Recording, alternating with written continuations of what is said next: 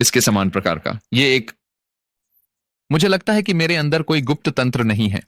ये पूरी तरह से सूचना प्रसंस्करण के पैटर्न के बारे में है। और इसका मतलब है कि भौतिकी का कोई नियम नहीं कहता कि हम ऐसी तकनीक नहीं बना सकते जो अत्यंत बुद्धिमान होकर हमारी मदद कर सके और उन रहस्यों को सुलझाने में हमारी सहायता कर सके जिन्हें हम नहीं कर सकते थे। दूसरे शब्दों में, मुझे लगता है कि हमने अब तक बुद्धिमत्ता हिमखंड के केवल छोटी को ही देखा है।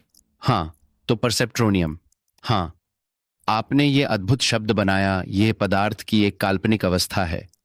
भौतिकी के दृष्टिकोण से सोचते हुए ऐसा किस प्रकार का पदार्थ हो सकता है जो, जैसा आप कह रहे हैं, व्यक्तिपरक अनुभव को उत्पन्न करने, जागरूकता को उत्पन्न करने में मदद कर सके? तो आप भौतिकी के इस दृष्टिकोण से जागरूकता के बारे में कैसे सोचते हैं? बहुत अच्छा प्रश्न है। तो फिर से मुझे लगता है हमें इस विषय पर विचार करना चाहिए।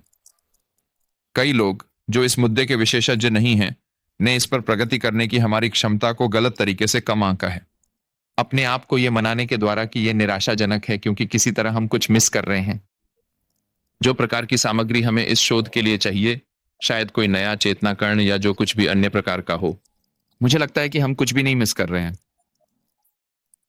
जागरूकता के बारे में दिलचस्प बात यह है कि यह हमें रंगों, ध्वनियों, भावनाओं आदि के अद्भुत व्यक्तिपरक अनुभव प्रदान करती है। यह बल्कि उच्च स्तर पर किसी चीज के रूप में है